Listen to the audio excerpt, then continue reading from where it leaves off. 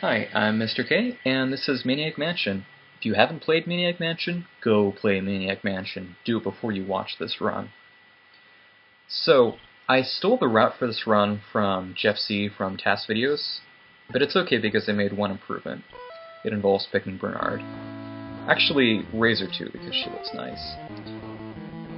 Trick by trick, so the first trick that I just used is that normally when you switch kids, and you need to do it a lot in this run, when you switch kids, it does a little transition slide, but if the kids are on the same screen, the switch happens instantly.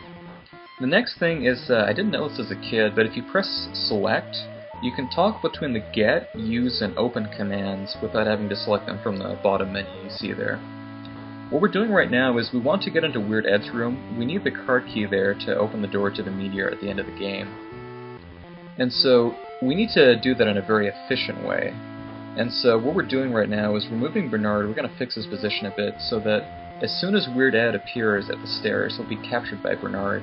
Normally he gives you a talking to, why are you breaking into my house, yada yada yada.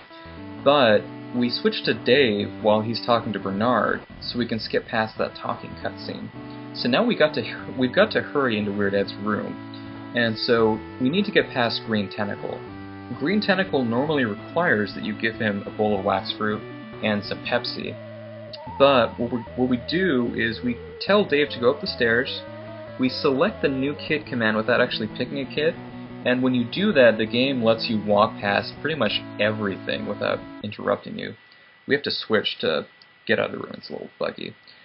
So we go into Weird Ed's room, we get the card key, and then we just barely get past Weird Ed, so we can't get captured just yet because there's still some things that we need to do.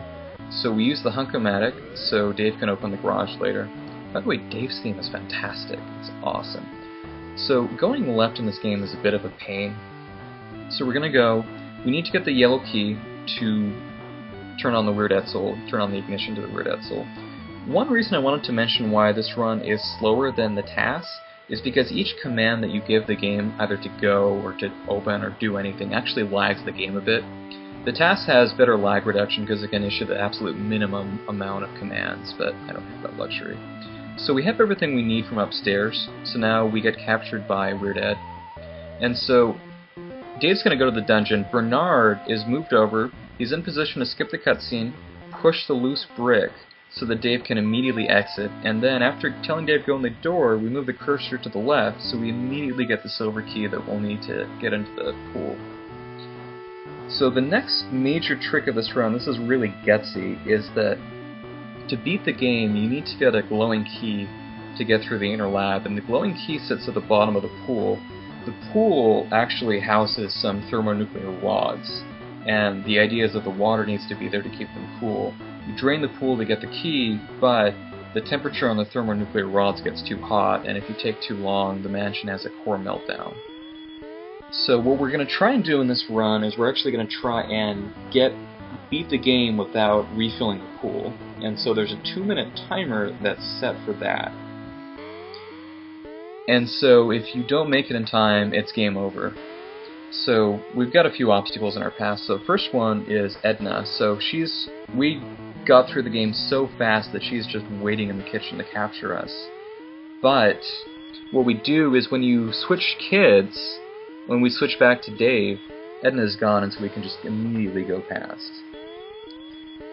So the other thing I wanted to mention about running this game is one of the challenges is with the cursor. As you can imagine, the controlling a cursor with a D-pad is not an easy thing to do. The cursor actually accelerates, so it starts really sluggish and then it goes fast as you hold it for a particular direction. And then if you let go of a direction, it immediately stops. It's really clunky. And so the next execution-heavy thing that I'm going to do is we need to get Dave into the basement. We need to get him into the inner lab and past Purple Tentacle in order to beat the game. So the first tricky thing is that we've got to get him into the basement. We can't use the select command we need to use the push on the gargoyle. And so to do that, move Dave over, move Razor over, select the push command, push the gargoyle, and then get Dave into the basement. It's really clunky with the cursor. Next hard thing is we got to get Dave into the dungeon from the outside. Getting him captured by Weird Ed by ringing the doorbell takes too long, so we push the brick, immediately switch to Dave, and we actually move the cursor before we switch to Dave. And he has just barely enough time to get in the door. So the next thing is, so we're going to get into the inner lab. If you just open the door, normally you have to go through the plot of the game to get the code, but if you don't go through that, it's just 4 zeros for the code. This is the next major skip of the run. So skipping past Purple Tentacle is what skips past most of the plot. So what we do is we have Razor ring the doorbell, and then we have Dave immediately go in, and Dave has to get in before the cutscene triggers.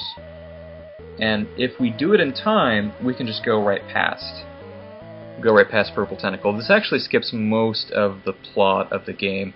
The developers didn't want you to do that, so they actually disabled the new kid command. So normally we get past things by switching kids, but we can't do that here, so we have to use the doorbell sequence to be able to skip past it. How it skips past most of the game is that to get past Purple Tentacle, normally you have to use one of your character's special abilities. So for 1D it's typing up the manuscript, getting the contract. For Bernard it's calling the Meteor Police. For Michael it's developing Weird Ed's commando plans so Weird Ed takes care of him. But freezing the game lets us skip that, so we don't have to wait for the package, we don't have to wait for the Meteor Police, so it's a really, really huge skip. And it's really hard to pull off. And by the way, I just barely get into the inner lab in time. Getting into the inner lab is what disables the timer for the pool that I left running. That disables the timer for the pool to explode. I just barely make it. Like, the task cuts it close, I cut it even closer. If I mess up the skip, I actually get game over. It's like that tight. I was really happy that I was able to get through that in time. The other thing I wanted to mention, so I skipped getting the radiation suit. You're supposed to get the radiation suit because the meteor shoots lightning bolts at you. I was able to flick the switch so fast that I was able to avoid getting the radiation suit. It only saves a couple seconds, but it makes the sprite look all weird and cool, so it's kind of fun. I get rid of the meteor by, so it's just 3 commands after you leave the door to beat the game. It's opening the garage, putting the meteor in the trunk, and then using the yellow key of the Weird Ed soul. That sends the meteor off into space. You can also go upstairs and feed the meteor to the man-eating plant, which is awesome, but unfortunately it takes too much time. So that's the end of the game, so it's pretty awesome. So you can actually get slightly different endings in this game, depending on whether or not you kill Dave, or you give the meteor the contract, or you call the Meteor Police with Bernard and give the meteor the contract. So I won't spoil the ending, but it's really hilarious. A couple other things that I wanted to mention. So there's different ways to get game over. There's blowing up the mansion either through the pool or through the button that's hidden on the 2nd floor landing. You can also kill all the kids to get game over, so there's some variations to it. I won't be running some of the other categories of the game, and that's because they will pretty much require waiting for the package, typing up the manuscript, and sending out the contract, which means you're sitting and doing nothing for 6 minutes. But yeah, in the closing time that I have left, I wanted to mention you should look up online, just do a search for Maniac Mansion censorship. The NES version of Maniac Mansion came really close to being the ultimate version, but they took out a lot of things from the computer version, and so there's a really interesting article on the censorship that you should definitely check out. So it's fantastic. I was really happy that the optimal route for this game involved picking Bernard and Razor, because those are my favorite. I always use them as when I played this game as a kid. So yeah, it's a really awesome game. If you have any questions about Maniac Mansion, hit me up on SDA. I'd be more than happy to answer. It's really a cult classic. It's an awesome watch. And yeah, thank you for watching this run and listening to this commentary.